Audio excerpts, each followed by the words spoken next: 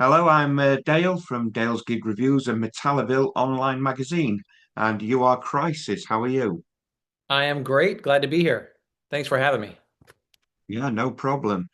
Like we were just talking, the band apparently is New Orleans, but you're in Florida. So where are you all from? So the band is out of New Orleans. I'm in the east northeast coast of Florida. So we bounce around quite a bit, but the home base is in New Orleans, Louisiana.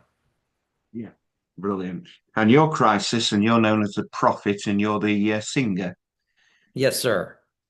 And then we've got Beast the Executioner, who's on the drums, Onyx the Seer, who's on guitar, and Jax the Redeemer, who's on bass. Yes. And together we've formulated something called Under Black Sky, which Yeah, is obviously a band, but more than that, it's a movement. It's something we created to engage, not just music, but to kind of take people off to a different universe, so to speak, yeah, and entertain at a different level. That we always strive to, as fans, connect with as well. So we really kind of wanted to go the extra mile and do something a little bit different. right. Is there like a story or a philosophy that you're about?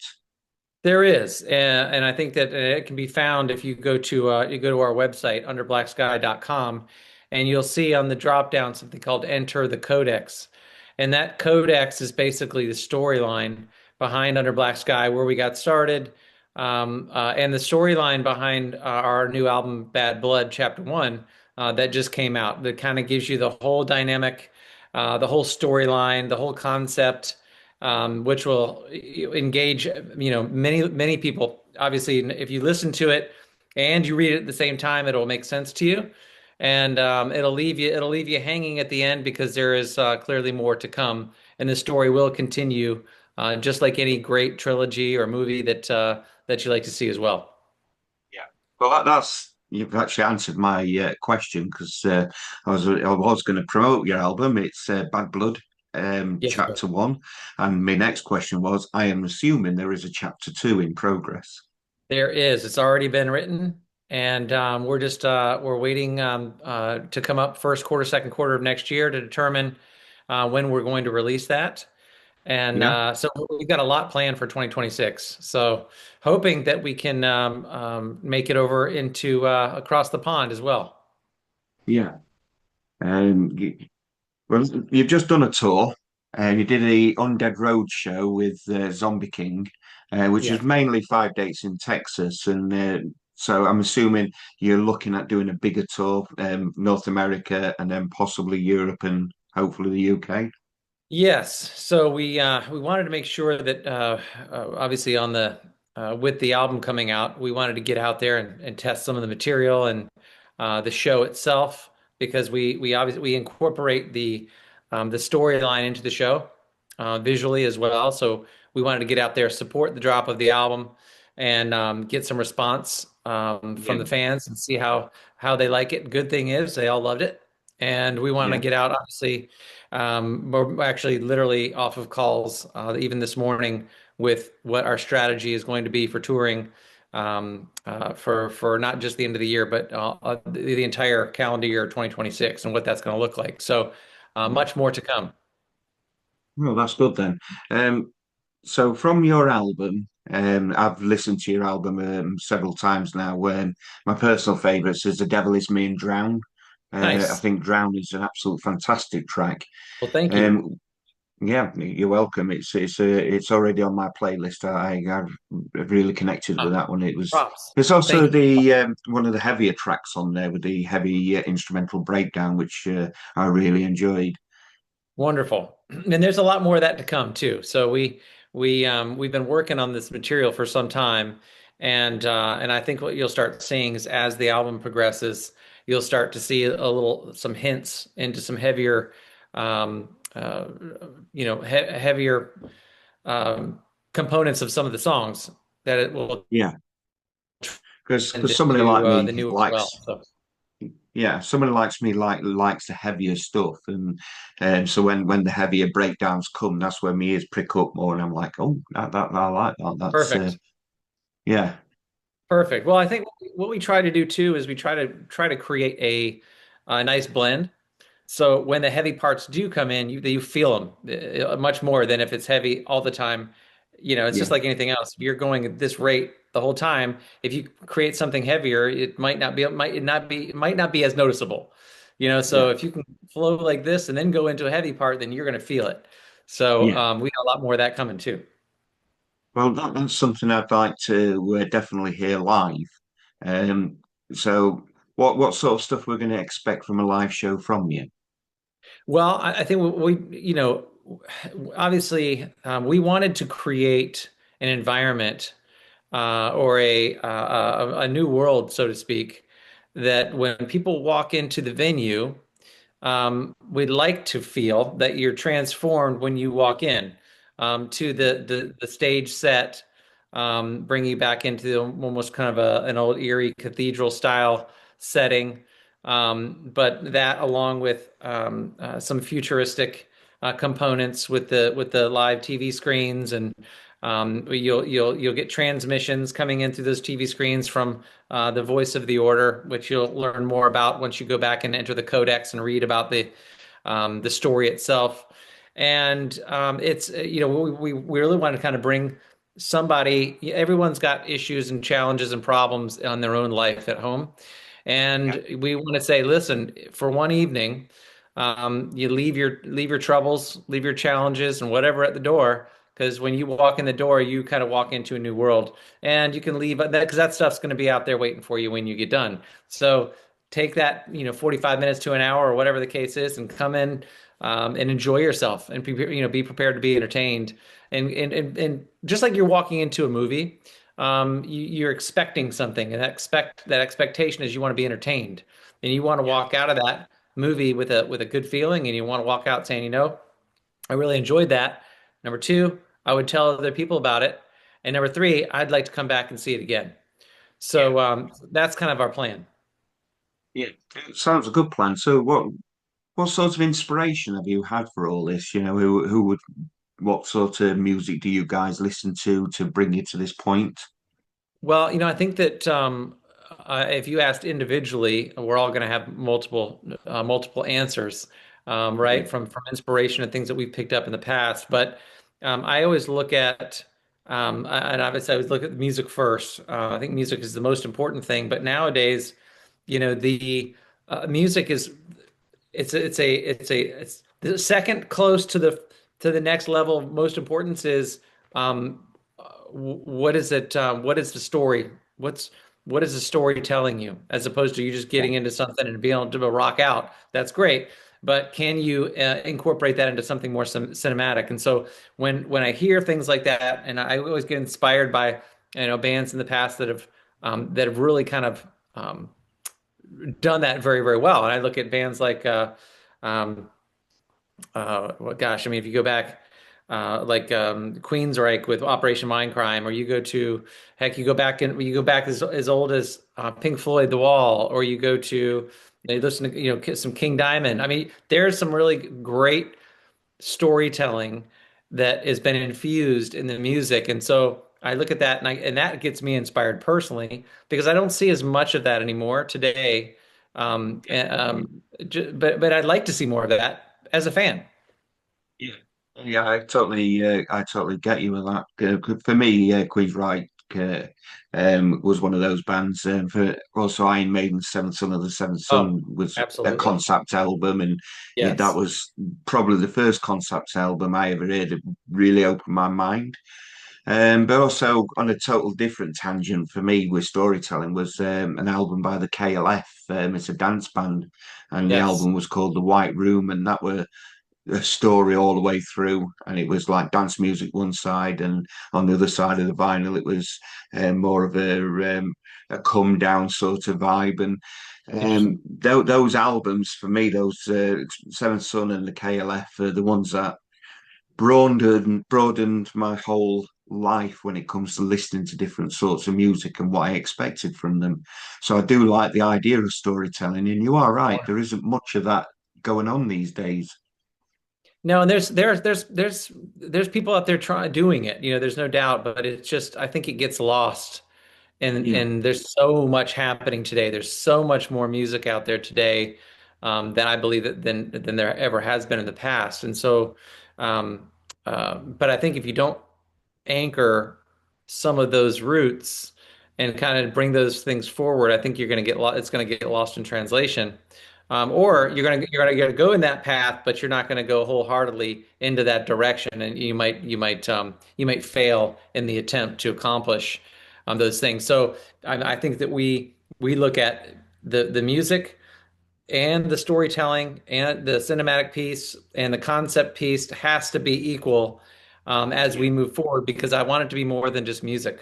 I want it to be a movement. I want it to be something that, when people close their eyes, they can drift away for a little while yeah. and maybe Well, because you've done a I don't couple know. of videos from your music, you've done a couple of videos. Do you want to tell me a bit about the songs and the Yes. videos you've done? Sure. So the latest video we just came out with was called Pull Through, and it's our focus track on the album that was just released on the 24th of October.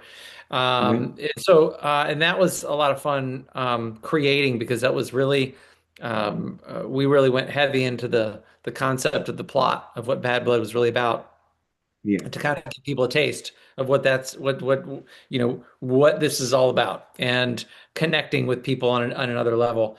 And then we did Parasite. We did a little while back, which was fun because it's just raw. It's just raw power, and a little creepy, but a lot of fun. And yeah, I think that has a special place in the album and inside the concept of Bad Blood, which is Parasite's actually the last track on the album, which is kind of which will kind of catapult us into the next album and some of the taste of some of the tracks on the new album coming out.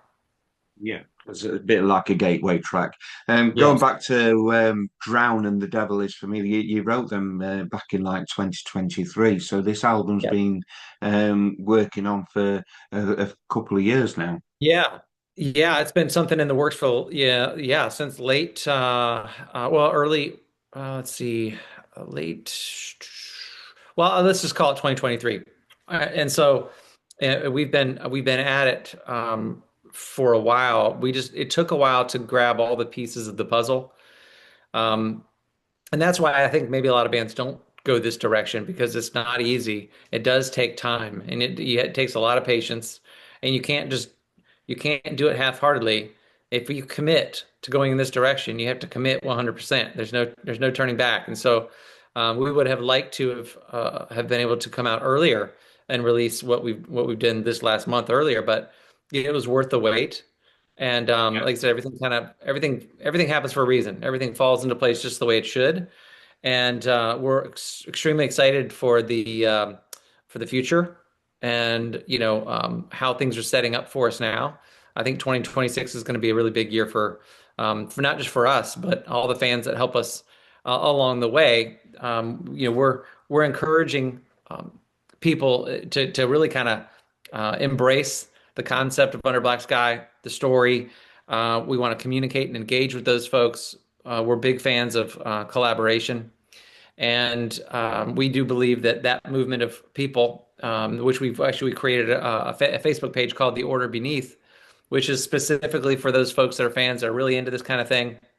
yeah, And because we want to hear from them, we want to hear what they want to hear. We want to hear what they like, what they don't like. We want to hear ideas about upcoming storyline. We want to hear, we believe that um, singly, we can create something really good. yeah, But together, if we pull more people, and the more collaboration we have together, we can create something that'll stand the test of time. So, if someone's out there saying, I want to participate, or I want to have my voice heard by Under Black Sky, we encourage you to do so because you could be that one particular person that has that one single thought that could change our whole trajectory and where we go musically or visually. And we welcome that type of feedback.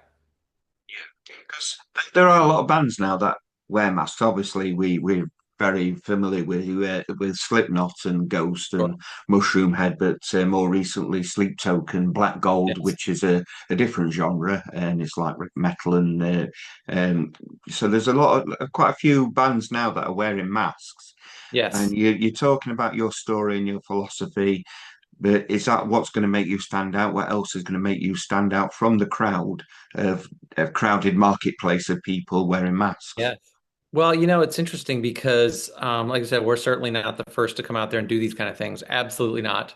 But we did like the anonymity. We did like to, we wanted people to not judge based on people. Like I said, we wanted to create a movement, not just be a handful of guys with black t-shirts rocking out. We Yeah, wanted people to look beyond something like that and really kind of buy into. There's got to be more than the music.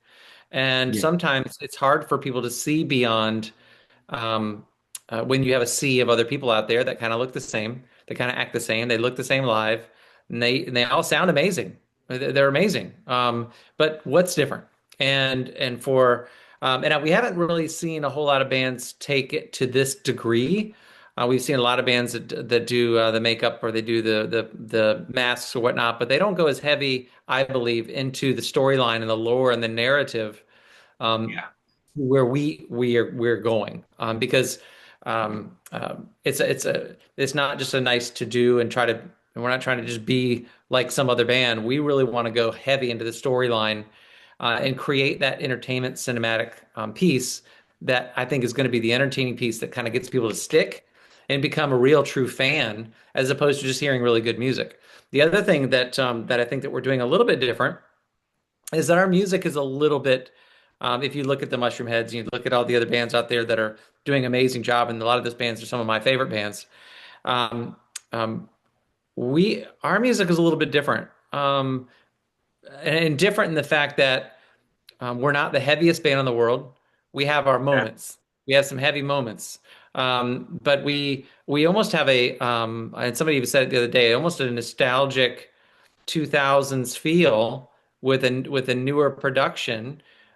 yeah, But they say, well, we haven't really seen a band yet that's come out with the full blown anonymity, face mask, lore concept with as much of a mainstream approach into that era of music yet. And so that was kind of great. It was nice to hear that. yeah, Um, because like I said, there's a lot of melody involved. The production I think is really there. The songwriting is I think is there, and but we could go out with bands that are heavier than us, and we could also go out with bands like a 3 Days Grace or something like that that we would fit right in, and or a Breaking Benjamin or something like that, yeah. I can definitely see you like touring with Sleep Token and doing extremely well, to be fair. which we would love to do. Yes. Yeah. Who does the writing in the band? Is it a collaboration? Absolutely, 100%. I mean, we have Yeah, a team of people, not just the band, but we have great producers. We solicit as much feedback as possible because the writing process itself is if you're not soliciting as much collaboration as possible, you might fall right into whatever is happening at the moment. yeah, And I think we're consciously trying to not necessarily do that. We don't. There's so much great music out there today. At the same time, I don't want to necessarily go and sound exactly like that either. you So want to forge so your we own kind of path. yeah, and like I said, I think everything's been done. Musically, everything's been done. To try to say you've been totally original in this space, you'd be lying. But if somebody says, "Hey, you could easily tour with a Sleep Token or somebody that's heavier out there, but you could easily go tour with a little more mainstream hard rock band," then I'm flattered and willing to Yeah, be able to go down that path because I think that we want to attract a large group of people. So I don't want to go so far down a niche where there's only ten people out there that really dig what we do. So we want to appeal to the masses for sure. Yeah. Well, those 10 people would feel very special, like you devoted a lot of And we love music them. to We those love them 10 all the people. same.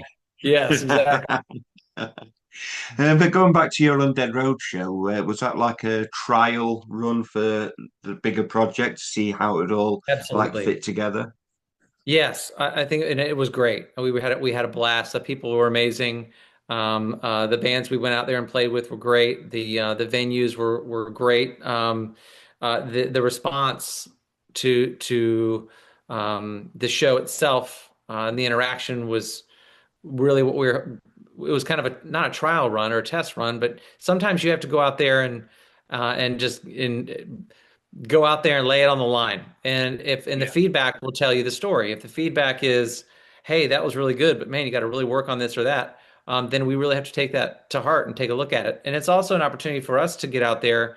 Sometimes it sounds good on paper to go do a couple things, but you might realize real quickly that some things don't work like that in when you're out there live doing it. So we had a handful of things that we wanted to change for the next run, but all in all, we were very happy with how everything turned out, and we're excited about what's next because I think that uh, I think that people that come to the show, regardless of whether they love or hate you, they're going to walk away saying, "Hey, I really enjoyed that. That was a good show." Yeah, that's important because if you're reaching out to people who's never heard of you, like Yes. if you did a festival or if you were in as an undercard support band, and you're performing to people who don't know you, you want to be converting them to your cause, so to speak.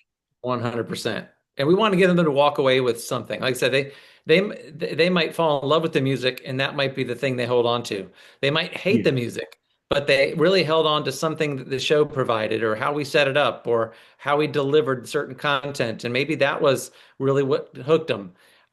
yeah, But we want to be able to connect on multiple levels, and so that's our game plan going forward. So once again, it goes back to the collaboration. So we'd invite as many people as possible to connect with us and communicate. yeah.